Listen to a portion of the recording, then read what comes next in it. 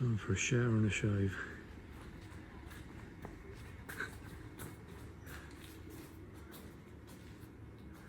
They're pretty basic but functional, but the water is just freezing. It's making me shudder just thinking about it. Oh God.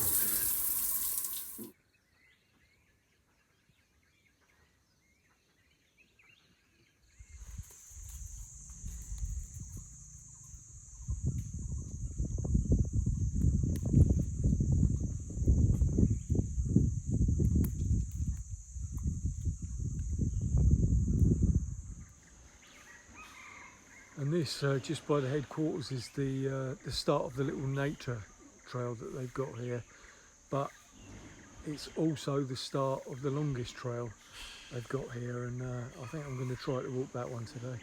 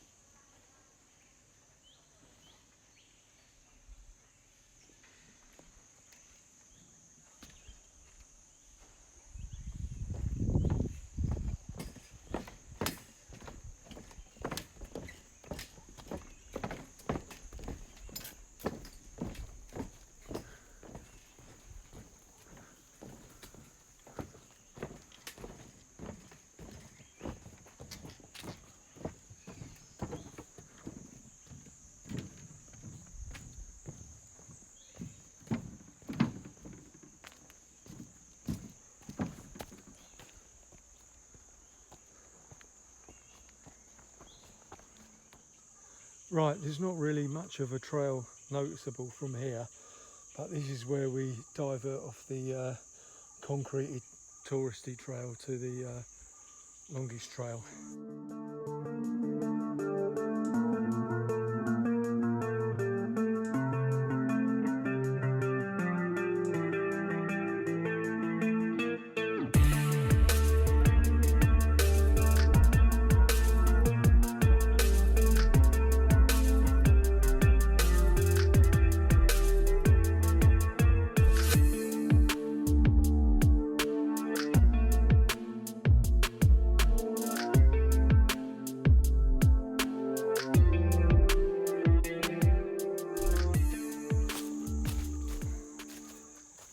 This trail leads to Haew Suwat Waterfall.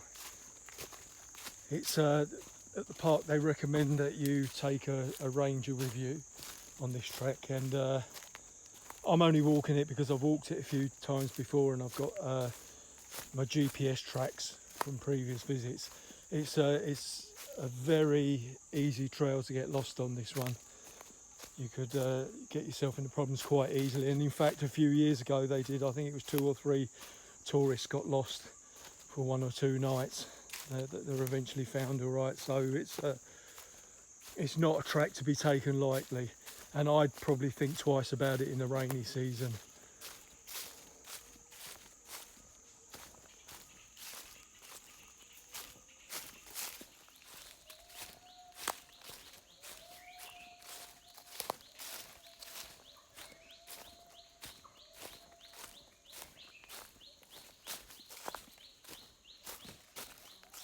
Already got the gibbons going.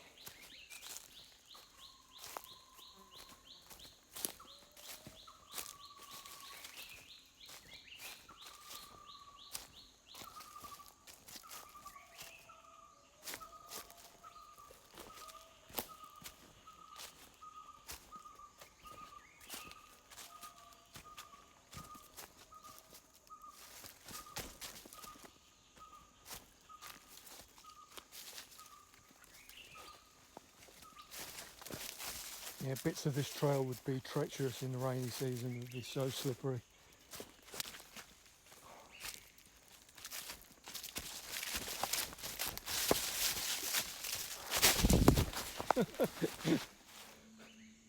Nearly slipped then.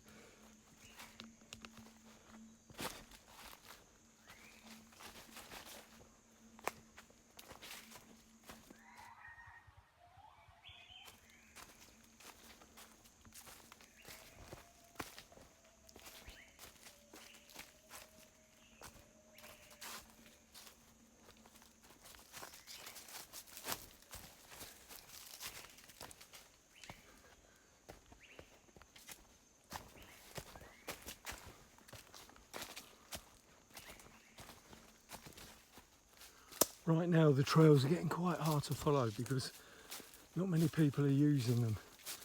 So plus you've got all the leaf litter on the ground. I think previously when tourism was kind of running at its normal rates, you know, there'd be somebody using this trail every day, but it would surprise me if I wasn't the only person who was using this trail today. Already I found myself off the trail a bit, just trying to bushwhack my way back onto the trail, which is so easy. Especially this time of year, you've got all the leaves on the ground and that covers the trail. It's times like this I'm glad I've got the GPS with me.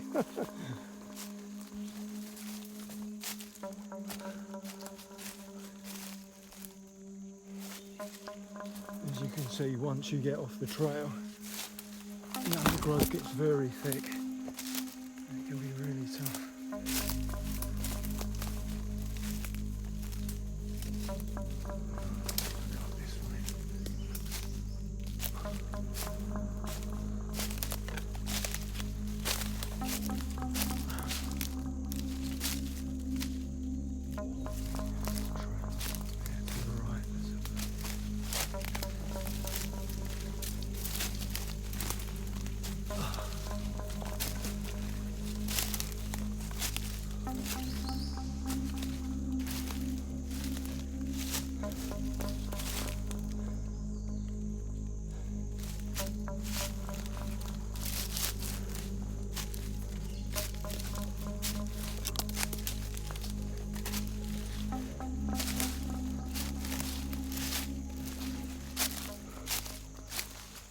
Right, here we go, here's the trail now.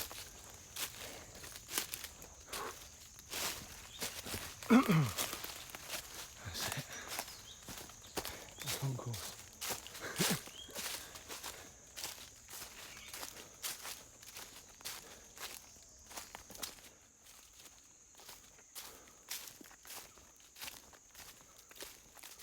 Yeah. Elephants have been around, looks pretty fresh as well.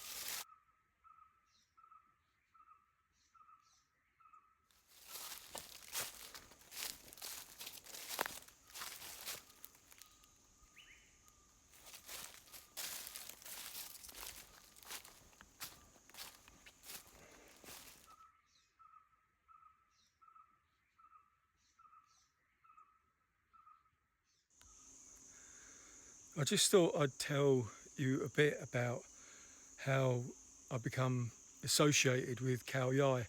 I was living in Bangkok in a place called Soi Si Bum Pen in 1990, and it was around about Songkran, the big the Thai New Year.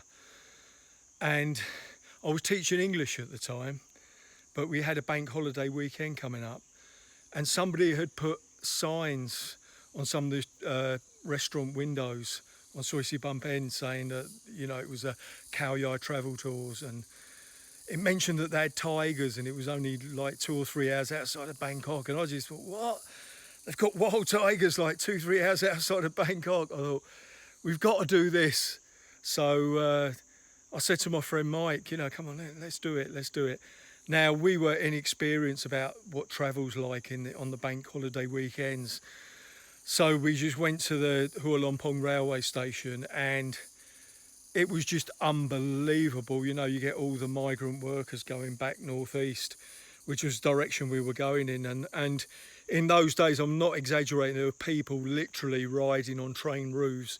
You'd never see it today, you know, but so all the carriages were full and we were going to give up. And then all of a sudden, you know, because I could read Thai, and I saw that one of these carriages was going in our direction, but it wasn't attached to the train. So we jumped on this carriage and just took a gamble that when the train left the station, it would be joined up with the train. And the gamble paid off, so we had a seat. And it was a slow journey, you know, it took about 4 hours. And we arrived in Bak Chong, and we found the office of this travel tour place, and we went on the tour, and we had good fun. And it was a Thai guy called Bunsu, and he couldn't speak much English, and I ended up kind of translating for him.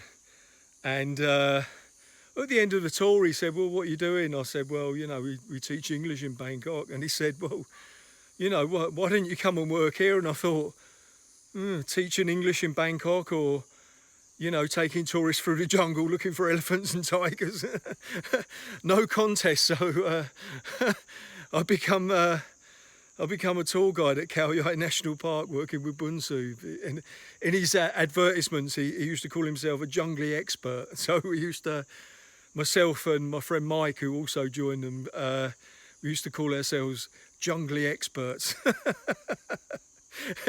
It was fun.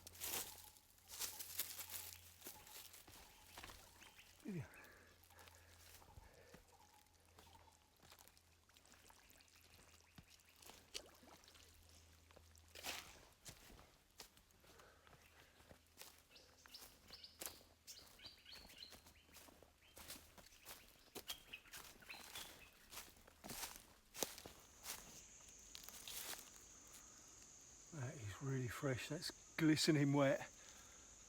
I wouldn't mind betting that was done either early this morning, or maybe even more recently than that. I'm gonna have to be careful walking from now on. Make sure they're not still around. Wow.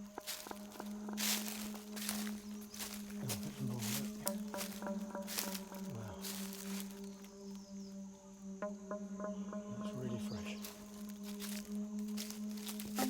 Looks like it's going in the same direction as me. Okay. Right.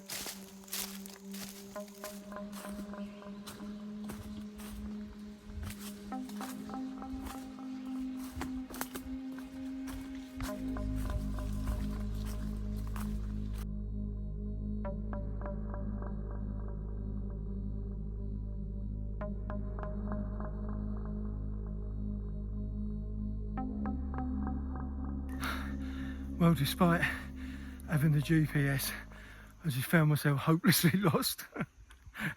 With just over 1 kilometre to go.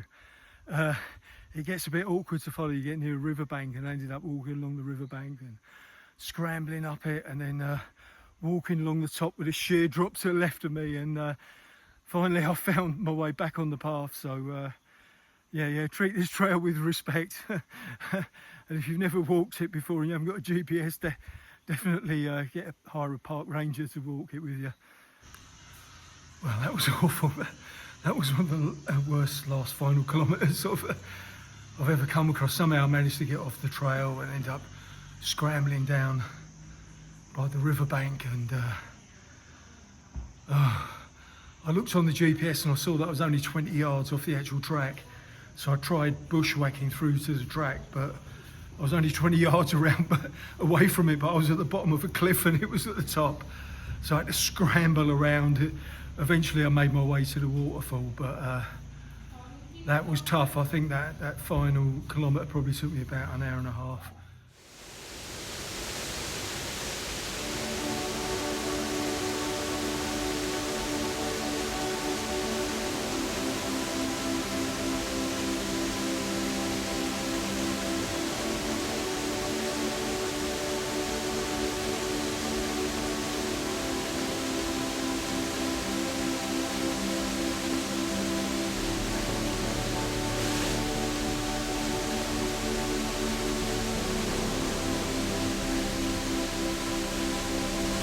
And you might recognise this from the movie The Beach with Leonardo DiCaprio. You know, there's a scene where they run and jump over a waterfall.